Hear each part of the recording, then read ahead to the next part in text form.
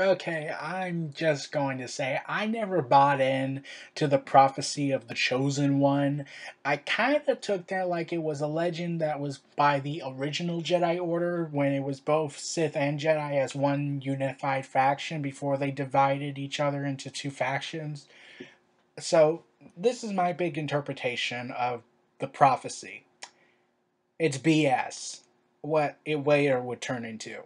Like, here's what I'm trying to say that the Jedi Order believed that there would be this prophecy where the Chosen One would come in and restore balance to the Force. Okay, so it's going to balance out the Force. It's going to take out the darkness and the corruption of it, and the things that are fueling it and causing the imbalancement.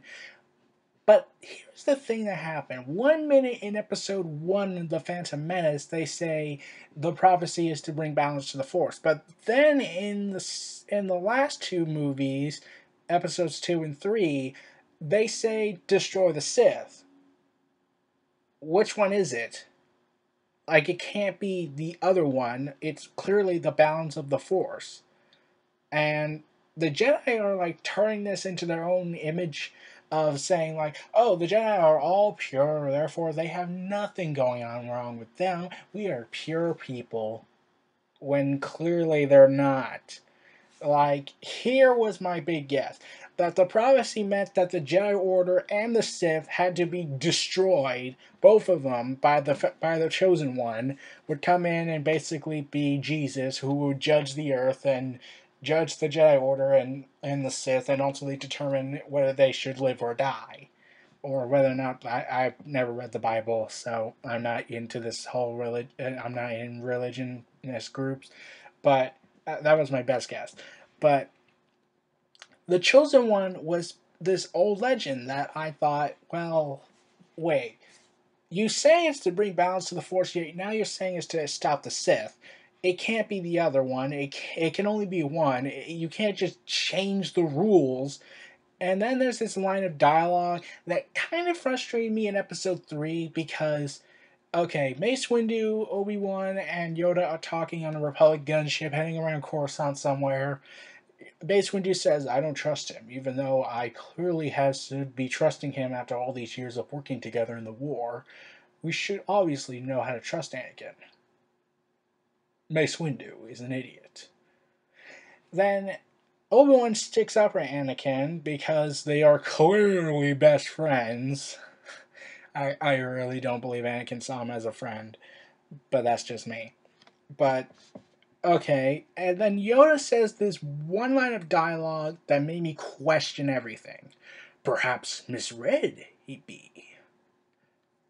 And then for 5 minutes I was silent and thinking, there is no prophecy, is there? You pull that out of your ass. Like, you pull that out of nowhere because, oh yeah, Anakin has more force in him because of the midichlorians. Prophecy! It is an ancient prophecy! It is the great foretelling of God, pretty much. Even though there is a scientific explanation of why Anakin was born, albeit very disturbingly, which I'll get to about a certain Sith Lord in another video.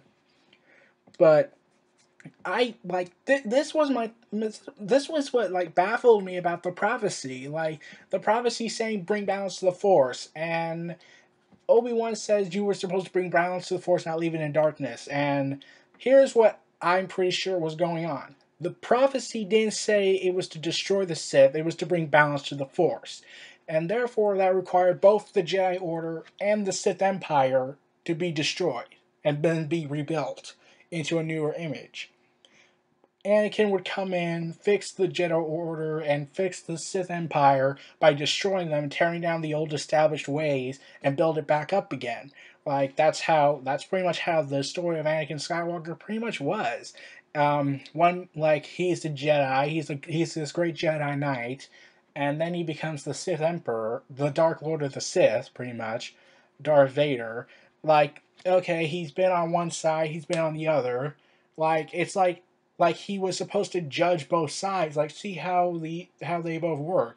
And Anakin clearly saw there was corruption in the Order, and that later would fuel his anger towards them and resentment. Then he joined the dark side, and the dark side was just as bad. Like the Jedi Order was just as bad. The dark side was just as the Sith Empire was started just as bad. So he ultimately, and like it's hinted in the expanding universe that Anakin may have weakened the Empire intentionally as part of the prophecy, or because he was remorseful because of his actions, but he was fulfilling the prophecy in a way where he was trying to basically take out all the old ways, and so his son Luke Skywalker could build it back up again. And honestly, that's a pretty good storyline they that George Lucas might have accidentally come up with, which I will say is genius, coming up with something by accident.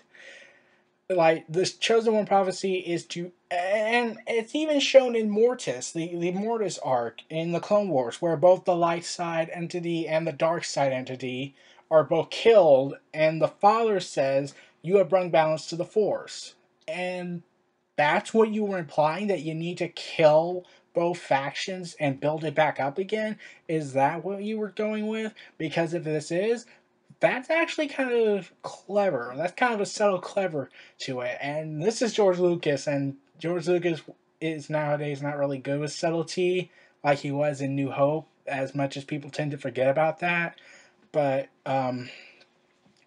like yeah, that was this is my interpretation of the chosen one prophecy. Okay, like it was to build the Order back up, build the Sith Empire back up, build them up into a newer image, and basically get rid of the old ways because it was so corroded, corrupted, and so out of balance that it caused the imbalancement of the Force.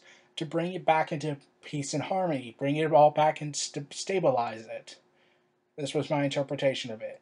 This was Neo Reality on Tuna. Feel free to like, comment, subscribe, and donate, and stay tuned for more.